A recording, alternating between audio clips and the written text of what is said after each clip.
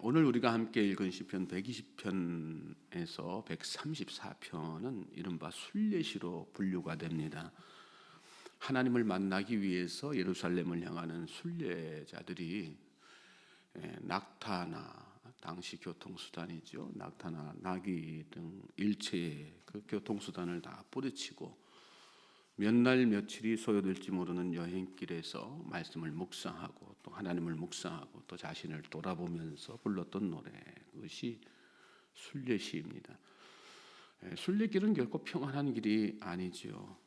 적어도 이 시를 읽고 묵상하며 예루살렘을 향했던 당시 순례자들에게 있어서 순례길이란 감상적인 여행도 아니고 일상을 떠나서 한순간의 자유함을 누리는 그런 체험도 아닙니다.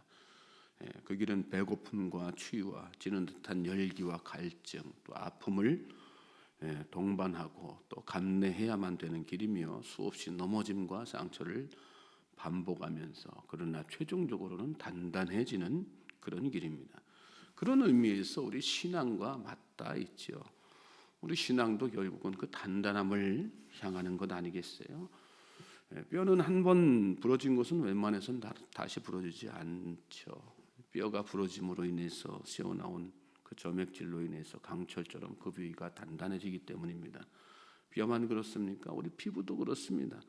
살다 보면 여러분들이 음식을 하든 또 사물을 보든 칼로 베이거나 날카로운 것에 피부가 찢기는 그런 경험을 하지 않습니까? 그런데 놀라운 것은 그 상처가 아물고 나면 다른 부위에 비해 상처났던 그 부위가 오히려 더 단단해져 있음을 발견하게 됩니다. 우리 믿음도 그렇습니다. 우리 삶에 아픔이 없고 고통이 없으면 우리 신앙, 우리 믿음은 한없이 연약한 상태로 있기 마련입니다.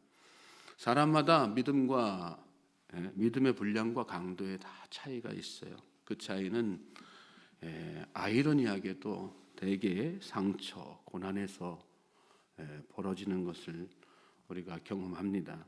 얼마나 많은 상처를 극복하면서 살았느냐에 따라서 믿음의 경도와 강도가 결정될 때가 많습니다.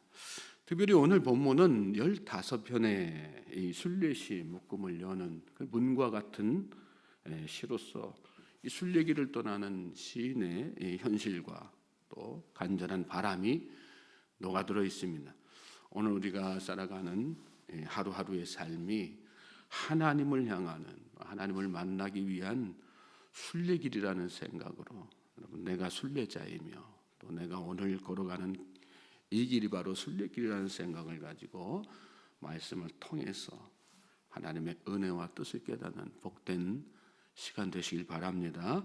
1절 말씀 보시면 내가 환난 중에 여호와께 부르짖었더니 내게 응답하셨도다. 이 한 줄로 시인이 구체적으로 어떤 상황에 또 어떤 환경에 처해 있는지는 알 수가 없죠. 그러나 시의 첫 시작을 환난 중에라고 하는 이 단어로 시작한 것을 볼 때에 그의 삶은 분명 고달프고 탄식이 저절로 나오는 힘겨운 삶이었을 것이라고 우리가 충분히 유추해 볼 수 있습니다. 그런 중에 그는 하나님께 부르짖었어요. 그리고 하나님의 응답을 체험했습니다. 그리고 그 응답의 확신을 가지고 하나님을 만나기 위해서 지금 예루살렘을 향하고 있는 것입니다. 믿음의 길은 여러분 기나긴 여정입니다. 그래서 출발을 어떤 마음가짐으로 하느냐가 참 중요하지요. 시작이 반이라는 말이 있듯이 또 기선제압이라는 말이 있듯이 첫 단추를 잘못 깨면 안 되는 것처럼 우리 신앙의 여정도 출발이 참 중요합니다. 하나님이 사람을 부르시는 방법은 다양합니다. 어떤 사람은 누군가의 입을 통해서, 어떤 사람은 어떤 삶의 실패의 끝자락에서, 또 어떤 사람은 문득 어느 날 갑자기 자기는 그게 하나님의 부르심이라고 의식하지 못했을지라도 마음속에 하나님을 향한 갈망이 생겨서 자기도 모르는 그런 사이에 응답을 받기도 합니다. 동기가 어떻게 되었든 공통된 마음가짐은 응답의 확신이어야지 됩니다. 환난 중에 여호와께 부르짖더니 내게 응답하셨다. 이 말은 환난 중에만 응답하셨다는 뜻이 아닙니다. 하나님은 언제나 응답하시는 분, 언제나 우리가 하나님을 찾고 부르짖기를 원하시는 분입니다. 그러나 우리는 대개 환난을 당해야만, 그때에 대해서야만 하나님께 부르짖게 되고요. 그래서 환난 중에만 응답하시는 하나님을 경험하곤 하는 것이죠. 평소에는 응답하시는 하나님을 발견하고 깨닫지 못하다가 환난 중에 부르짖음으로 비로소 응답하시는 그 하나님을 경험하게 되는 것입니다. 그래서 욥처럼 뒤늦게 고백하는 거예요. 내가 주께 대하여 귀로 듣기만 하였사오나 이제는 눈으로 주를 배웠나이다. 평상시에는 그냥 듣기만 했어요. 발견하지 못하고 깨닫지 못했어요. 만나지 못했어요. 그런데 환난 중에 비로소 하나님 앞에 부르짖음으로 말미암아 응답하시는 하나님을 체험하게 되었다. 훌륭한 고백이기도 하지만요, 여러분, 그 고백이 사실은 권면할 만한 고백은 아니에요. 우리의 믿음의 고백은 어떤 고백이어야 되는 것입니까? 하나님은 내가 평안할 때나 안전할 때나 고난당할 때나 환난 중에 있을 때나 늘 나와 함께 하시고 늘 나에게 응답하시는 분이다. 저는 저와 여러분에게 이 새벽에 바로 그런 응답에 확신이 있게 되기를 주님의 이름으로 소망하고 축복합니다. 우리가 확신해야 되는 것은 하나님은 고난 중에 있을 때뿐만 아니라 어떤 상황 속에서도 그렇게 응답하시는 분이다. 확신을 가지고 담대히 믿음의 길을 걸어가는 우리 모든 성도님들 되시기 바랍니다. 여러분, 우리 신앙은요 지금보다 훨씬 더 담대해져야 돼요. 담대한 믿음이 두려움을 이기고 환경을 다 극복하게 만드는 것입니다. 두려워하지 말라, 내가 너와 함께함이라. 놀라지 말라, 나는 내 하나님이 됨이라. 내가 너를 굳세게 하리라. 참으로 너를 도와주리라. 참으로 나의 의로운 오른손으로 너를 붙들리라. 우리가 너무나도 잘 아는 이사야 41장 10절 말씀 아니겠어요? 근거 없이 두려워하지 말라고 말씀하시는 것이 아닙니다. 하나님께서 언제나 함께 하실 것이기 때문에, 어떤 상황 속에서도 응답하실 것이기 때문에 담대하라고 말씀하신 것입니다. 하나님이 언제나 응답하신다. 그 믿음으로 이 하루도 신앙의 여정, 순례의 여정을 잘 걸어갈 수 있는 우리 모든 성도님들 되시기를 주님의 이름으로 다시 한번 소망합니다.